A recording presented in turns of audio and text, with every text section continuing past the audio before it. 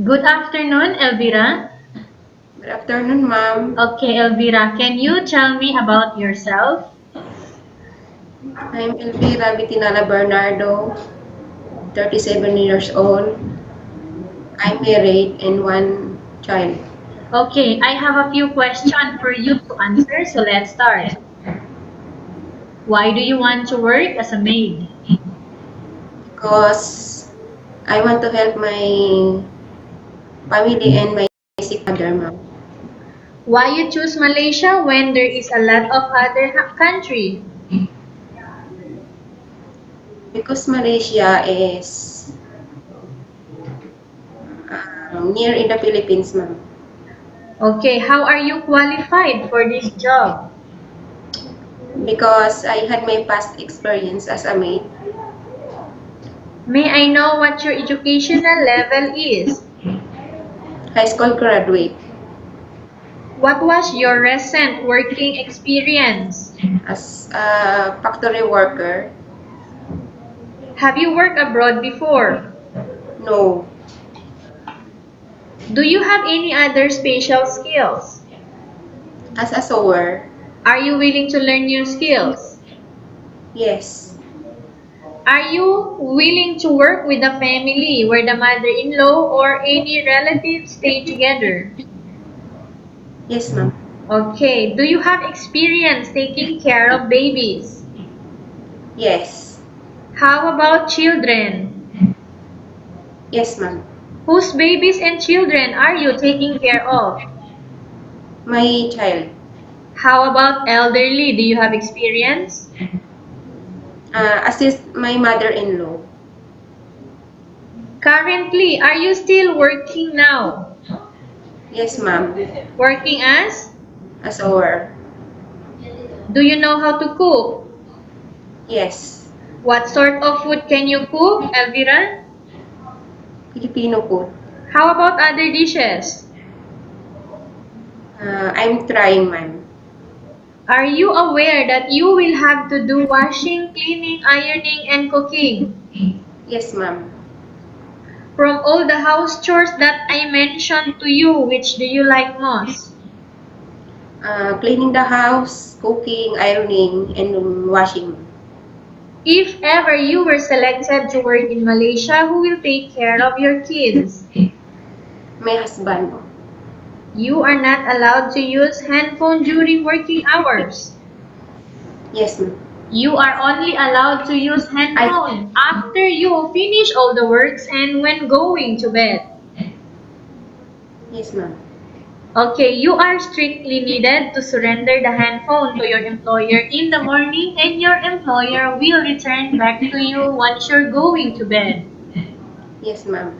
If ever your employer finds out that you're abusing of using your handphone and it's affected your work performance, your employer will confiscate your handphone and you are not allowed to hold it anymore. Yes, ma'am. Okay.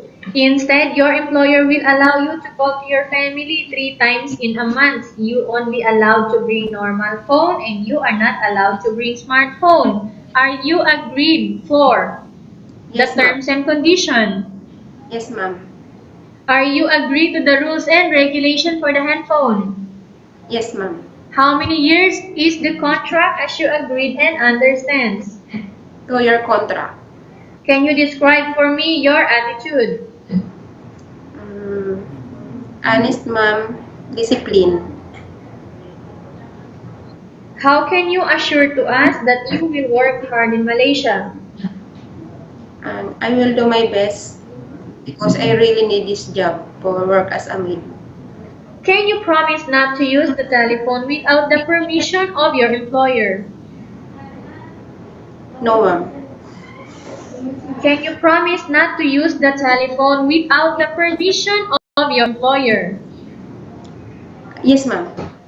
Can you promise not to put on makeup but to dress properly while work? Yes, ma'am.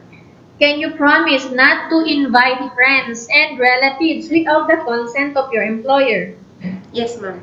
Can you promise not to ask for advance salary from your employer under any circumstances?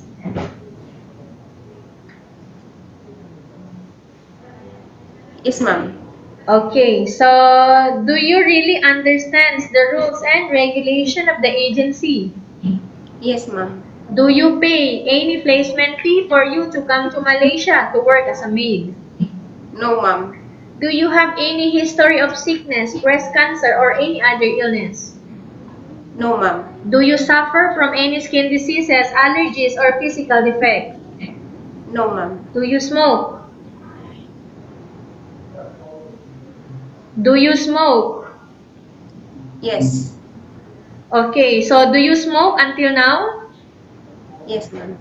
Okay, so if you will come here to Malaysia, will you still smoking? No, ma'am. Okay, so currently you are still smoking. No, ma'am. Elvira, do you smoke? No, ma'am. I didn't. I did not smoke, ma'am. You don't really smoke even before.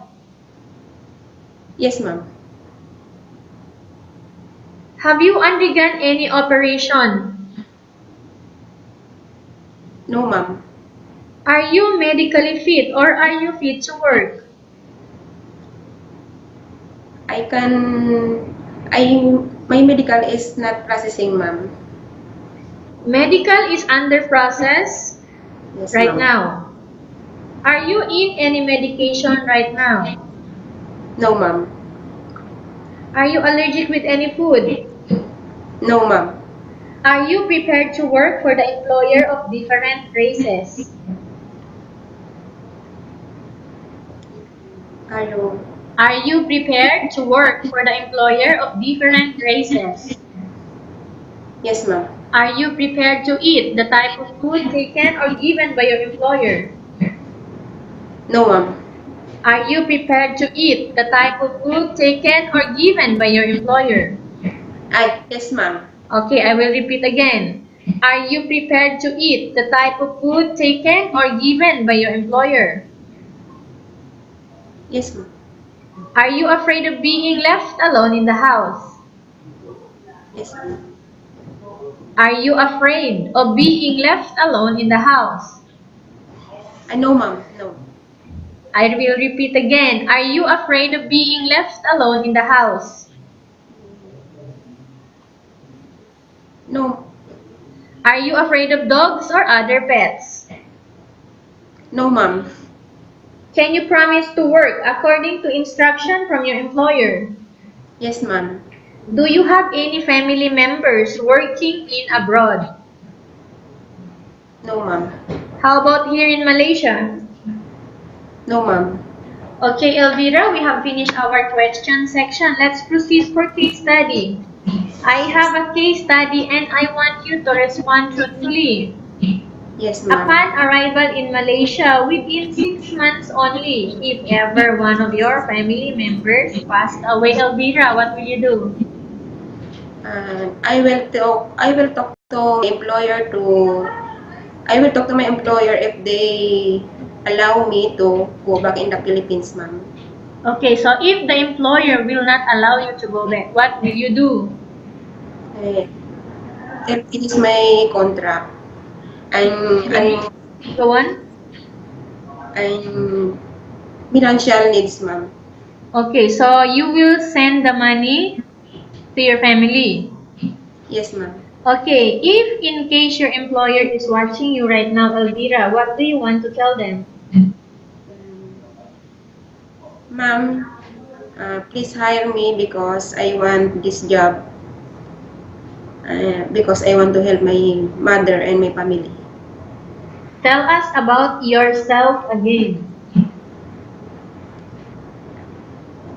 I'm Elvira Bernardo, 37 years old, married, and one child. Okay, and why do you want to work in Malaysia as domestic helper? Because I want to support my family and my salary, ma'am, is not enough to support my sick mother.